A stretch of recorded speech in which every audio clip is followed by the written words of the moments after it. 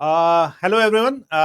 तो जैसे कि आपने साकार पीसीएमबी का जो बूस्टर टेस्ट सीरीज है उसका आज पहला पेपर दिया है नीट के बच्चों ने।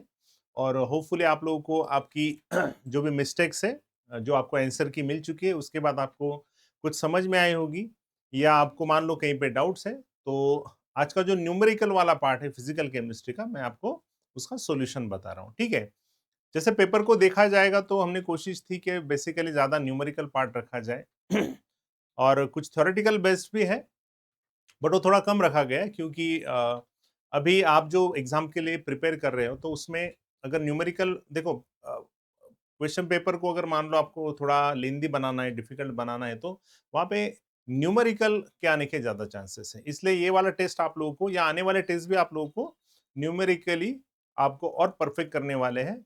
तो बस आप आपके कॉन्सेप्ट पक्के कीजिए और जो भी कॉन्सेप्ट आपको वीक लगता है उसका एनालिसिस कीजिए। तो शुरू करते हैं आज का जो नीट का बूस्टर टेस्ट सीरीज 2025 जो हमने लिया है पहला पेपर, उसका सॉल्यूशन। ठीक है। तो जितने भी फिजिकल केमिस्ट्री क्वेश्चन वो आज कर लेते हैं। मैं आपको तरीका बता दूंगा आपको कौन सा कॉन्सेप्ट यूज करना था। बाकी कैलकुलेशन वाला पार्ट मैं मतलब थोड़ा आप कर लीजिए बाद में। ठीक है। चलो तो कोशिश करते हैं थोड़ा फास्ट कंप्लीट करने की। A compound was found to contain nitrogen 28 gram and oxygen 80 gram.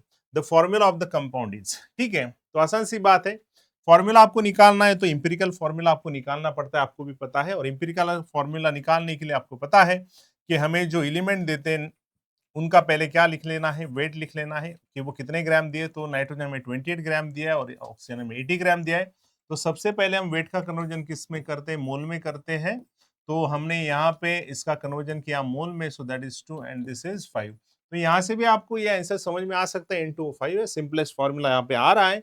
But मान लो आपको और स्टेप करने होते हैं तो आप क्या करते हो, जैसे आप मोल निकालते हो तो आप उसके बाद जो सबसे छोटा नंबर ऑफ मोल है उसको दोनों मोल को डिवाइड करते हो। So this will be 2/2, that is here 5/2, so this will be 1, this will be what 2.5। तो इसको होल नंबर में कन्वर्ट करने के लिए आप फिर से इसको मल्टीप्लाई करते हो, है ना, फैक्टर से। तो आपको यहाँ पे दो फैक्टर लेना पड़ेगा। तो यहाँ से आपका ये बन जाएगा 2 और ये बन जाएगा 5। ठीक है। तो यहाँ पे भी आप कुछ क्वेश्चन आपको याद है, यहाँ से भी आपको आंसर मिल जाता है, या आप सारे स्टेप फॉलो करने के बाद भी आपका आंसर आ सकता है। So this is question based on empirical and molecular formula. ठीक है। चलो आगे आने वाले क्वेश्चन की तरफ देखते हैं। तो अगला जो क्वेश्चन है आप लोगों का, सो दैट क्वेश्चन इज,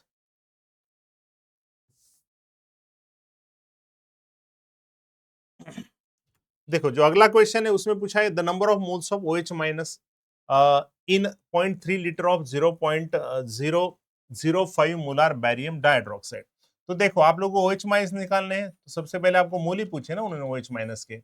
तो देखिए आप लोगों को जो मोल्स का फॉर्मूला होता है वो नंबर ऑफ मोल्स, सॉरी जो मोल का फॉर्मूला वो होता है molarity into volume in litre होता है। ठीक है। और आपको OH माइनस निकालने हैं ना, तो आपको यहाँ पे OH माइनस कितने, तो उसका एन फैक्टर भी आपको लेना पड़ेगा, दो है ना वो। ठीक है। तो जो भी मोल्स आएंगे that will be multiply by 2OH minus. तो यहाँ पे मोलैरिटी आपको गिवन है 0.005 इंटू 0.3 इंटू 2। तो यहाँ पे आपको कैलकुलेशन करने के बाद यहाँ पे आपका देखो 3 6.6 इंटू 0.005, सो 30। तो यहाँ पे एक ही आंसर है थ्री वाला, तो that will be your answer. ठीक है। चलो उसके बाद हम बात करते हैं अगले वाले क्वेश्चन की। अगला वाला क्वेश्चन है विच of the following statement is correct about the reaction given below. तो ये एक बहुत आसान सा क्वेश्चन था। आपको बोला था कि इसमें से कौन से जो इक्वेशन, देखो हमें ना ऐसे क्वेश्चन में पहले तो देखना पड़ता है हमें क्या पूछा है। तो आपकी जो लैंग्वेज होगी, मराठी हिंदी जो भी आपको समझती है अच्छे से, तो उसमें आप पहले यहाँ पे लिख सकते हो करेक्ट, मतलब जैसे हम बोलते हैं कि भाई मतलब इसमें सही कौन सा आंसर है ना, खरं कोणता आंसर आहे, एक्चुअली बरोबर कोणता आंसर आहे आपल्याला ते बघायचं आहे। तो आप यहाँ पे देख रहे हो रिएक्शन गिवन है और आपको कुछ लॉज के बारे में पूछा है। तो नथिंग बट आपको ऐसे भी पता है कि जब भी कोई रिएक्शन देते, कोई डिसोसिएशन देते, कोई किसी एक रिएक्टेंट दूसरे रिएक्टेंट के साथ रिएक्ट हो रहा है, तो रिएक्शन में हमेशा लॉ ऑफ कंजर्वेशन ऑफ मास का ही क्वेश्चन होता है, ये आपको पता है। बट वैसे भी देख लेंगे कि total mass of iron and oxygen in reactants is equal to total mass of iron oxygen product. तो आपको इसके लिए प्रिंसिपल ऑफ एटॉमिक कंजर्वेशन, आपको प्रिंसिपल ऑफ एटॉमिक कंजर्वेशन देखना पड़ेगा, है ना। तो यहाँ पे आप देखिए 4 Fe, यहाँ पे 2 टू द 4 4 Fe, यहाँ पे आप लोगों के पास 3 टू द है ना 6 ऑक्सीजन आइटम्स है, मोल ऑक्सीजन आइटम्स है, यहाँ पे भी आपको 2 3 6 मोल ऑक्सीजन आइटम, तो सही वाला है, सही है। देखो अगर बात करेंगे दूसरे क्यों नहीं है तो देखो total mass of reactant equal to product, ये लॉ ऑफ मल्टीपल नहीं होता, ये law of conservation of mass होता है। Amount of Fe2O3 can be increased by taking any one of the reactant iron और ऑक्सीजन इन एक्सेस। कुछ बच्चों ने ये भी सोचा होगा कि केमिकल इक्विलिब्रियम जैसे टॉपिक में हम ये पढ़ते हैं कि जब रिएक्टेंट का कॉन्सेंट्रेशन बढ़ाते हैं तो प्रोडक्ट बढ़ता है, प्रोडक्ट बढ़ते हैं तो रिएक्टेंट बढ़ता है ना। तो इन्होंने कहा है कि अमाउंट ऑफ Fe2O3 इंक्रीज होगा जब हम कोई आयरन या ऑक्सीजन में से कोई एक्सेस में ऐड करेंगे। बट आपको याद है ना कि रिएक्शन में हमेशा प्रोडक्ट कितना बनेगा ये एक्सेस के ऊपर नहीं डिपेंड होता, लिमिटिंग के ऊपर डिपेंड होता है। इसलिए यहाँ पे तीसरे ऑप्शन में बोल रहे कि वो एक्सेस लेना पड़ेगा।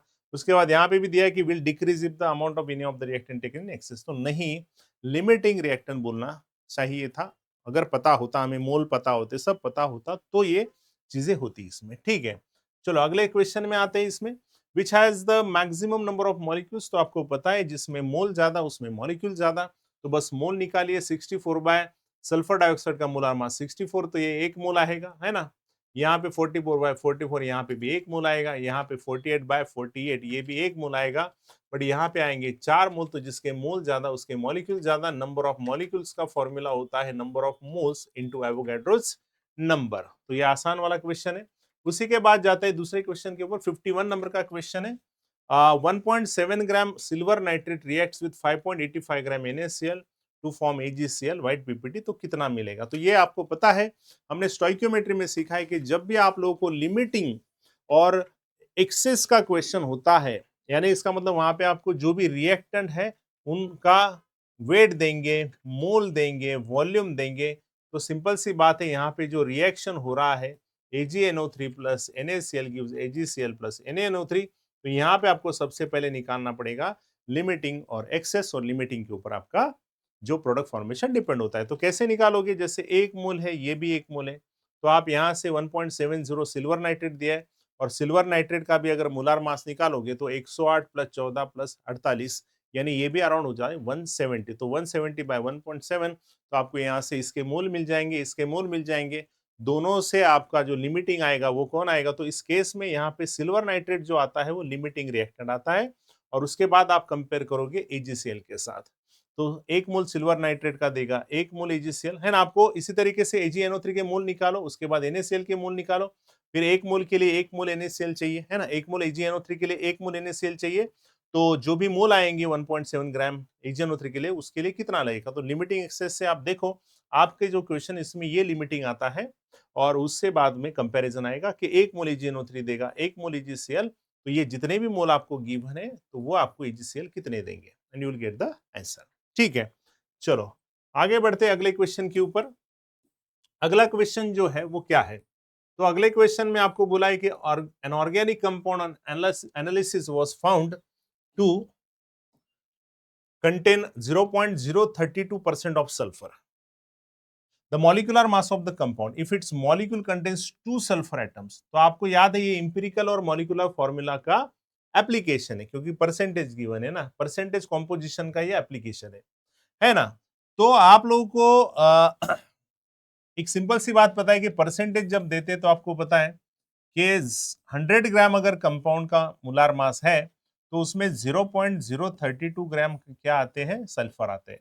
बट उनका कहना है कि इसमें इस मॉलिक्यूल में 2 सल्फर के एटम है, तो 2 सल्फर के एटम है तो 2 इंटू 1 सल्फर का 32 ग्राम, यानी 2 इंटू 32 ग्राम अगर सल्फर है तो उसके लिए कितना मास आएगा। तो सिंपल सी बात है, ये आएगा उसका मोलार मास टोटल, है ना, 2 सल्फर का मिला के, है ना। 0.032 है 100 ग्राम में, तो टोटल जो 2 इंटू 32 ग्राम सल्फर है, 2 मोल सल्फर के, उसका मिला के जो मास आएगा वो आएगा आपका x ग्राम, यानी मोलार मास। तो यहाँ पे क्रॉस मल्टीप्लीकेशन करोगे, सो 100 इंटू 2 इंटू 32, या 32 कैंसिल हो जाएगा, यानी आपका आंसर अराउंड आ जाएगा जो भी आप कैलकुलेट करोगे यहाँ से। तो 2 के आगे कितने जीरो आएंगे वो आपको देखने हैं।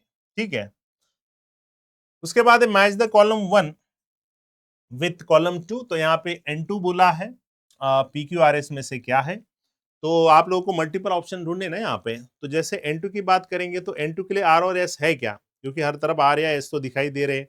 अभी देखते हैं आर और एस अगर है तो ये दो ऑप्शन ही रहेंगे, उसके बाद आगे जाएंगे।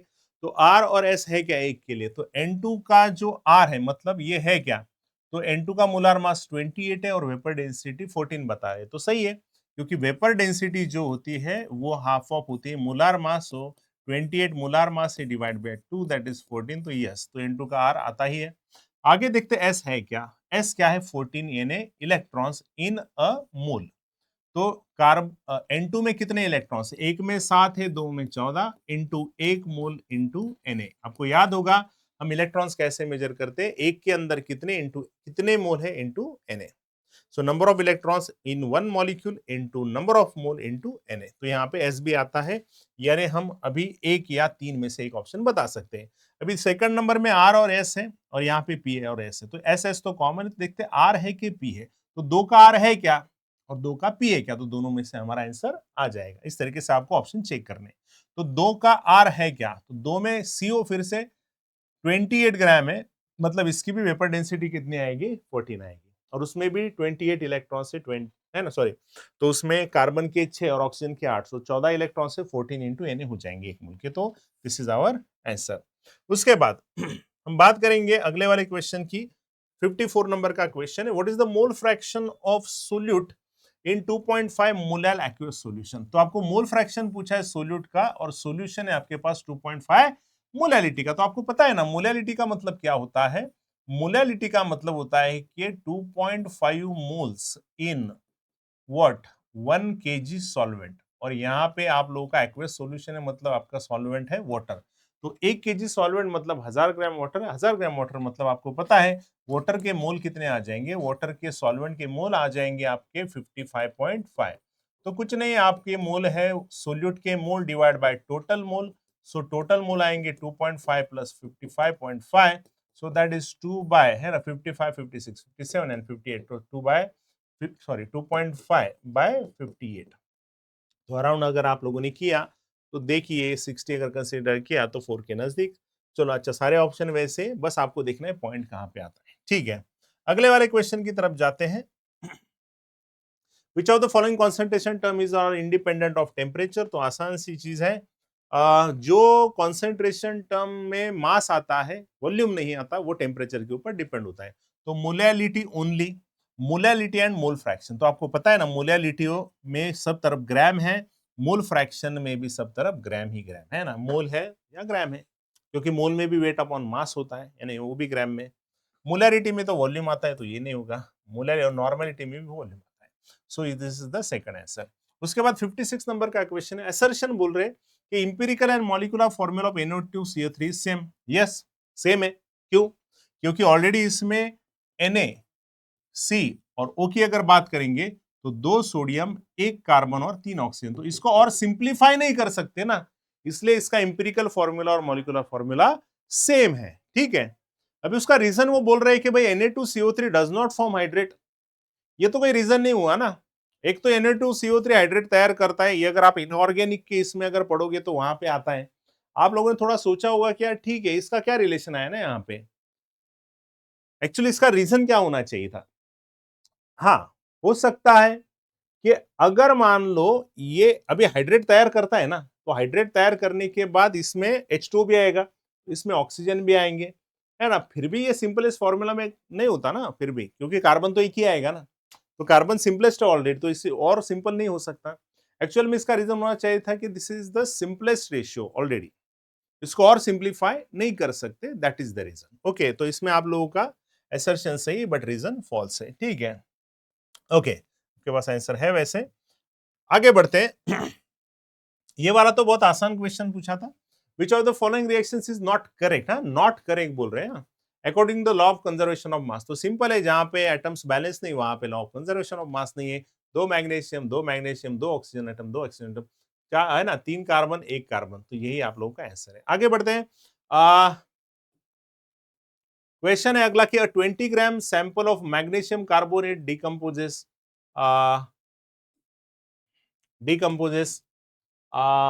On heating to give carbon dioxide, है ना, मैग्नीशियम कार्बोनेट जो है MgCO3, अगर आपका लिखते वक्त फॉर्मूला ही गलत हो गया तो फिर तो क्वेश्चन गलत हो जाएगा, इसलिए ऐसे क्वेश्चन में थोड़ा आराम से आपको रिएक्शन लिखना पड़ता है।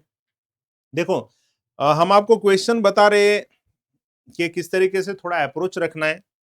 अभी आप देखो पेपर एनालिसिस करके कि आपने हर क्वेश्चन को किस तरीके से सोचा और क्या आपका जो अप्रोच था वो सही लगा।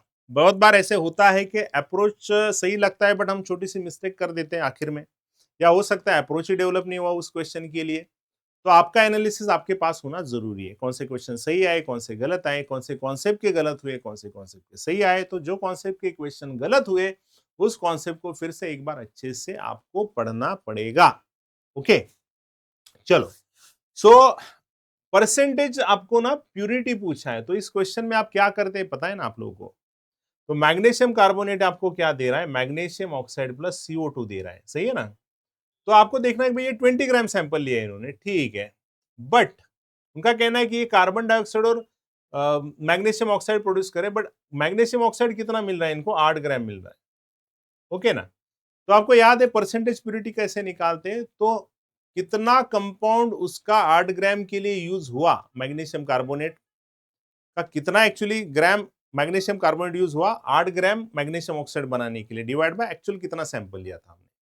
तो आपको क्या करना पड़ता है परसेंटेज प्यूरिटी वाले क्वेश्चन में, एक्सपेक्टेड मैग्नीशियम नहीं, एक्चुअल मैग्नीशियम कार्बोनेट कितना लगेगा डिवाइड बाय, है ना, एक्चुअल सैंपल टेकन, है ना। एक्चुअल सैंपल टेकन नीचे आएगा और ऊपर एक्चुअल कितना सैंपल लगेगा। सॉरी एक्स सॉरी, यहाँ पे गलती हो रही है। देखो किस तरीके से कर सकते हैं, फॉर्मूला एक्चुअली नहीं है ना, इसका फॉर्मूला बनाना पड़ेगा। देखो मैं आपको पहले कॉन्सेप्ट बताता हूँ, उसके बाद फॉर्मूला बनाते हैं। मैग्नीशियम कार्बोनेट का अगर मोलार मास निकालोगे तो वो कितना आएगा, तो ये 24 प्लस कार्बन का 12 और 48, ये कितना आएगा, ये आएगा 2, ये आएगा आप लोगों का कार्बन 12 और ये 48, मैग्नीशियम 24, 4 और 2 6 और ये 14 आएंगे, ठीक है। यहाँ पे आएगा 5 और 3 8, 84।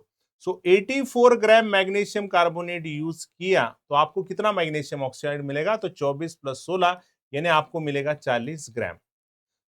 बट आपको उन्होंने बताया कि कितना मिला है, 8 ग्राम। तो 8 ग्राम के लिए ये मुझे मैग्नीशियम कार्बोनेट कितना चाहिए, तो आपको यहाँ पे ये जो मैग्नीशियम कार्बोनेट कितना लगेगा ये निकालना है। तो आप करोगे 84 इंटू 8/40, है ना, 8 5 40, और यहां से आप निकालोगे तो वो मिलेगा आपको 4 है ना 16, और उसके बाद ये आएगा 8। सो 16 पॉइंट ये आएगा आपका, यानी एक्चुअली क्या है, 8 ग्राम मिलने के लिए एक्चुअल कितना मैग्नीशियम कार्बोनेट लगा, है ना, और हमें दिया कितना है ना। तो हमें लगेगा सिर्फ 16.8, पर टोटल कितना दिया है 20। तो 20 में से वो प्योर नहीं है ना 20, मतलब 20 ग्राम एक्चुअल में 100% प्योर नहीं, उसमें से 16.8 ग्राम ही प्योर कंपाउंड है ना। तो हम यहां पे फॉर्मूला ऐसे बना सकते हैं कि actual magnesium carbonate required upon given sample, given amount. तो गिवन अमाउंट नीचे आएगा और ऊपर आएगा एक्चुअल कितना लगेगा। तो ऐसे क्वेश्चन में आपको रिएक्टेंट और प्रोडक्ट को एक दूसरे के साथ कंपेयर करना पड़ता है, कौन सा प्रोडक्ट जिसका कुछ तो अमाउंट देते हैं। जैसे 8 ग्राम उन्होंने मैग्नीशियम ऑक्साइड दिया, अगर उन्होंने कार्बन डाइऑक्साइड दिया होता तो हम उसका कंपैरिजन मैग्नीशियम कार्बोनेट के साथ करते। ओके, तो परसेंटेज प्यूरिटी में हमेशा उस रिएक्टेंट के बारे में, है ना, आपको कंपेयर करना है जो प्रोडक्ट दिया है उसके साथ। जैसे मैग्नीशियम ऑक्साइड दिया था तो दोनों का रिलेशन, तो पहले रिएक्शन से लिखेंगे कितना लग रहा है, और उसके बाद जो मिला है उसके लिए वो मैग्नीशियम कार्बोनेट कितना लगेगा। तो कितना लगा डिवाइड बाय कितना गिवन है, ये आप फॉर्मूला बना सकते हो। फॉर्मूला नहीं है ना उसका, ठीक है। प्योरिटी का फॉर्मूला हमने बनाया है जस्ट, है ना, ऐसे एग्जिस्ट होता नहीं करता फॉर्मूला, बहुत जगह पे है उसका फॉर्मूला, बट ना फॉर्मूले कितने बार रटोगे ना, वो भी तो है। चलो उसके बाद 1 mole of oxygen gas at STP is equal to what, है ना।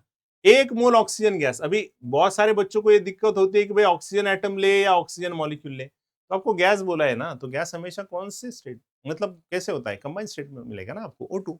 ओके, तो 1 मोल O2 का मतलब ये नहीं है, ये है। तो इसमें कितने मॉलिक्यूल्स, तो 1 मोल है तो Na मॉलिक्यूल्स ऑफ ऑक्सीजन, सही है। उसके बाद अगर आप लोग पढ़ोगे, आप देख रहे हो 2 ऑक्सीजन एटम है तो 2 इंटू Na एटम्स हो गए ऑक्सीजन के, तो ये तो नहीं आता है, ठीक है। तो इस तरीके से 16 ग्राम ऑक्सीजन है क्या, 32 ग्राम ऑक्सीजन है ना। तो इस तरीके से आपका आंसर 1 और 4 आ जाएगा, ठीक है। चलो आगे बढ़ते। One of the statements of Dalton atomic theory is given below, है ना। डाल्टन एटॉमिक थ्योरी के बहुत सारे स्टेटमेंट्स हैं, उसमें से एक स्टेटमेंट दिया है, compounds are form when atoms of different elements combined in a fix ratio, which of the following laws is not related to this statement.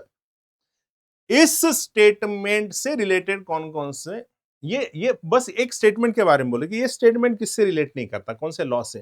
वैसे देखा जाएगा तो उसमें एक बेसिक हमने बताया है कि Dalton's atomic theory is applicable to law of conservation of mass, law of multiple proportion, law of law of constant composition या और लॉ ऑफ मल्टीपल प्रोपोर्शन। ठीक है, तीन लॉज है, law of conservation of mass, law of constant composition, है ना, definite proportion, और तीसरा है आपका लॉ ऑफ मल्टीपल प्रोपोर्शन। ये तीन लॉज को फॉलो करता है, बट वो स्टेटमेंट ना, वो ना तीन लॉज ना वो पूरी डाल्टन की एटॉमिक थ्योरी फॉलो करती है। मतलब सारे पॉइंट्स अगर कर दिए तो ये सारे पॉइंट्स, कोई लॉ ऑफ कंजर्वेशन ऑफ मास को फॉलो करेगा, कोई डाल्टन की थ्योरी का पॉइंट कांस्टेंट को फॉलो करेगा, कोई मल्टीपल को फॉलो करेगा। बट यहां पे इन्होंने क्या बोला, कंपाउंड्स आर फॉर्म वाला स्टेटमेंट है, मतलब कंपाउंड के बारे में बोल रहे हो, बस कंपाउंड के बारे में। और कंपाउंड जहां पे बनते हैं ना, वहां पे बेसिकली हम क्या लेते हैं, है ना, तो वहां पे हम लॉ ऑफ कंजर्वेशन ऑफ मास लेंगे क्या, तो नहीं लेंगे। क्यों नहीं लेंगे, क्योंकि लॉ ऑफ कंजर्वेशन ऑफ मास कहां पे आता है, लॉ ऑफ कंजर्वेशन ऑफ मास आता है रिएक्शन, कुछ डिकम्पोजिशन हुआ, कुछ बना, तब आता है ना। ये बोल रहे हैं कि कंपाउंड जो फॉर्म हो रहे, जब एटम्स कंबाइन हो रहे, तो एटम्स से मॉलिक्यूल या कंपाउंड बनने के लिए हमारे पास पहला लॉ है कौन सा, दो एलिमेंट जो होते हैं ना, मल्टीपल प्रोपोर्शन वाला लॉ। कौन सा, वो कहते हैं कि when two elements combine and forms more than one compound, यानी एलिमेंट कंबाइन होकर जब मॉलिक्यूल बनते तो वो वाला लॉ है आपका लॉ ऑफ मल्टीपल प्रोपोर्शन। और लॉ ऑफ डेफिनेट प्रोपोर्शन में भी हमने सीखा है कि एलिमेंट कंबाइन होकर जो भी कंपाउंड बनता है, तो वो कैसे भी बने, उसमें एटम्स में जो मास का रेशियो वो क्या होता है, कांस्टेंट होता है। तो वहां पे भी एलिमेंट से कंपाउंड जो बनते हैं ना, इरिस्पेक्टिव ऑफ द सोर्स, जो कंपाउंड बनता है उसमें उस एलिमेंट का प्रोपोर्शन हमेशा फिक्स होता है। तो यहाँ पे दो लॉज को फॉलो करेगा, डेफिनाइट और मल्टीपल को। अभी आप बोलोगे सर एवोगैड्रो क्यों नहीं, क्योंकि एवोगैड्रो में वॉल्यूम होते हैं, वॉल्यूम वॉल्यूम का लॉ है ना। ठीक है, तो यहाँ पे इसका आंसर 2 और 4 ये होगा इसका आंसर। ठीक है, उसके बाद बात करते हैं molality of 2.5 gram of ethanoic acid in 75 ग्राम। तो बहुत आसान सा क्वेश्चन है, आप लोगों को मोलैलिटी निकालनी है, और मोलैलिटी में क्या होता है, number of moles divide by KG of solvent. तो यहाँ पे ग्राम में सॉल्वेंट है, मोल लेंगे 2.5, इथेनोइक एसिड एसिटिक एसिड, इसका जो मोलार मास है वो कितना है ना, 24 + 4 28, 28 + 32 that is 60। So number of moles that is weight upon molar mass into weight of solvent, solvent का वेट ग्राम में। तो यहाँ पे ये थोड़ा आसान होता है कैलकुलेशन के लिए, इस तरीके से आप अगर करोगे तो आपको आपका आंसर मिल जाएगा। ठीक है, अब कर सकते हो वहां पे। ओके, सो जो भी आंसर मिलेगा आपके पास आंसर की है। आगे बढ़ते हैं, which of the following contains the largest mass of hydrogen atom. फिर से वही है, आपको बस हाइड्रोजन एटम का मास पूछा है तो आपको बस हाइड्रोजन ही लेने हैं। तो 5 मोल है, मतलब 5 × 10 हाइड्रोजन एटम्स हो गए, है ना। तो 10 मोल हाइड्रोजन एटम है, 10 मोल हाइड्रोजन एटम है, इसका मतलब है, अभी देखते हैं, यहाँ पे पहले इसमें 10 मोल हाइड्रोजन एटम है, क्योंकि एक में 2 है तो 5 में कितने आएंगे, 10। 1.1 मोल है, बट हाइड्रोजन 8 है, सो ये आएंगे टोटल 8.8 मोल्स, यानी दोनों में मास किसका ज्यादा है, पहले वाले का है। उसके बाद 1.5 × 8 हाइड्रोजन है ना, सिर्फ हाइड्रोजन का ही लेना है ना हमें, बाकी नहीं लेना है। बहुत सारे बच्चों ने टोटल भी किया होगा इसमें, गलती की देखो यहाँ पे आपकी चांसेस, यहाँ पे आपने हाइड्रोजन एटम थोड़ा आप भूल गए, आपने देखा कि भाई लार्जेस्ट मास किसका एटम्स का। यहां तक पढ़ने के वक्त तक ऐसे भी होता है कि आपको ध्यान में रहता है, बट क्वेश्चन में देखते हो आप ना मॉलिक्यूल में भी चले जाते हो। एग्जाम में गलती कैसे भी हो सकती है, आप एक्सपेक्ट नहीं करोगे वैसी गलती हो सकती है, बट गलतियां रोकने का एक ही होता है, एक ही मेथड है, शांति से क्वेश्चन सॉल्व करना। जैसे मैं अभी फास्ट में सॉल्व कर रहा हूं तो बहुत बार ऐसे भी होता है ना, अच्छा ये क्या आएगा, देखो मुझे तो आपको एक्सप्लेनेशन फटाफट बताना है, बट आप जब क्वेश्चन करोगे तो आपका दिमाग शांत होना जरूरी है। ठीक है, चलो, तो यहां पे 1.5 × 8 कितना होता है, तो ये आएगा आपका 12, और यहाँ पे 4 × 4 यानी ये आएगा आपका 16। तो 16 एटम्स मोल एटम्स है आपके हाइड्रोजन के, तो यहाँ पे मास ज्यादा है ना, तो ये फोर्थ आंसर होगा। उसके बाद बढ़ते हैं आगे, consider the reaction 4HNO3 plus 3KCl gives Cl2 plus NaCl plus 2H2 plus 3KNO3. The amount of HNO3 required to produce 110 gram of KNO3 is. तो बहुत आसान क्वेश्चन है। कैसे? आपको बोल रहे हैं कि HNO3 का कितना अमाउंट लगेगा। अगर मुझे 110 ग्राम क्या प्रोड्यूस करना है, KNO3, यानी आपको सिंपल रिलेशन लेना है HNO3 के बीच में और KNO3। HNO3 रिएक्टेंट है तो आपको बस दोनों का रिलेशन ही लिखना होता है, बाकी रिएक्शन को देखना नहीं पड़ता। 4HNO3 प्लस 3KNO3, अच्छा रिएक्शन बैलेंस है कि नहीं वो भी देखना पड़ेगा, बट ठीक है यहाँ पे बैलेंस है। 4HNO3 गिव्स 3KNO3, तो मुझे बताइए कैसे। तो यहाँ पे 4 मोल के लिए आपको 3 मोल लग रहे हैं तो KNO3 के मोल निकाल लीजिए 110 ग्राम, तो उसके लिए इसका कितना मोल लगेगा वो भी निकाल सकते हो, और उसके बाद मोल का कन्वर्जन वेट में करो। या 4 इंटू HNO3 का क्या है 14 प्लस 15 15 प्लस 48 यानी 63, यानी 4 इंटू 63 ग्राम, यानी 4 मोल इंटू 1 का 63 ग्राम HNO3 के लिए आपको मिलेंगे 3 इंटू KNO3। KNO3 का मोलार मास कितना आता है देखिए, पोटेशियम 39, नाइट्रोजन 14 और ये 48 है, तो कितना आएगा 12, ये 9, 21, 2 है ना, तो ये आएगा 5 5 10 तो 101, तो 101 एक का इंटू 3 मोल, तो उस तरीके से 110 ग्राम अगर KNO3 आपको चाहिए तो आपको कितने ग्राम HNO3 चाहिए, तो इस तरीके से आप क्रॉस मल्टीप्लीकेशन कीजिए, you will get the answer. ठीक है, मतलब ये स्टोइकियोमेट्री वाला ही क्वेश्चन है। उसके बाद फिर से स्टोइकियोमेट्री वाला क्वेश्चन है। इफ 0.3 मोल ऑफ जिंक है ना, 0.3 mole of zinc are added to HCl containing 0.52 mole of HCl, तो how many moles of H2 are produce. तो सिंपल है, ये भी दोनों रिएक्टेंट देने के बाद कौन सा कॉन्सेप्ट आता है, लिमिटिंग और एक्सेस। हमेशा ध्यान में रखो, जब भी आप लोगों को दोनों रिएक्टेंट के मोल देते तो हमेशा वहां पे प्रोडक्ट अगर पूछा तो कॉन्सेप्ट होता है लिमिटिंग एंड एक्सेस का। तो यहाँ पे आप देखो 1 मोल के लिए 2 मोल लग रहे, तो 0.3 के लिए कितने 0.6, ये 0.6 लगेंगे ना क्रॉस मल्टीप्लीकेशन करने के बाद, बट ये आपको HCl कितना दिया है 0.52, मतलब आपको ये कम दिया है, यानी इसका मतलब ये कौन है आपका लिमिटिंग रिएक्टेंट है, तो हो गया। फिर अभी लिमिटिंग के साथ H2 पूछा है ना, तो 2 मोल के लिए 1 मोल H2, तो 0.52 के लिए कितना, तो 0.52 इंटू 1/2 दैट इज 0.26, यहाँ से आ जाएगा जल्दी। ठीक है, मुझे लगता है ये सारे पेपर में अगर कौन सा अच्छा क्वेश्चन है तो वो क्वेश्चन है आपका question number 6.5। This is the good question, ठीक है, जो कि और अच्छा लेवल का है। तो देखो इन्होंने क्या पूछा है तो इनका कहना है कि 2.83 into 10⁻³ mole of CO2 is left, बचे हैं आफ्टर रिमूविंग 10⁻21 मॉलिक्यूल्स। 10⁻21 मॉलिक्यूल निकालने के बाद जो मोल बचे वो है CO2 के 2.8 from its x milligram sample. The mass of CO2 taken initially is, मतलब हमारे पास क्या क्या दिया है, कितने मोल निकाले, मतलब मॉलिक्यूल्स दिए ना, कितने मॉलिक्यूल्स निकाले 10⁻21, कितने बचे 2.8 इंटू 10⁻³ और हमें निकालना है कि फिर इनिशियली कितना उसका क्या होगा, इनिशियली मास कितना होगा CO2 का जो लिया हमने, है ना, कितने बचे कितने निकाले तो कितने लिए होंगे, है ना, तो जितने बचे उसमें अगर मैं जितने निकाले वो ऐड कर दूंगा तो एक्चुअल में मुझे मिल जाएगा ना इनिशियल। समझ रहे हो ना आप, मतलब कैसे, इनिशियल मोल ले सकता हूं ना मैं, इनिशियल मोल कितने थे दैट इज इक्वल्स टू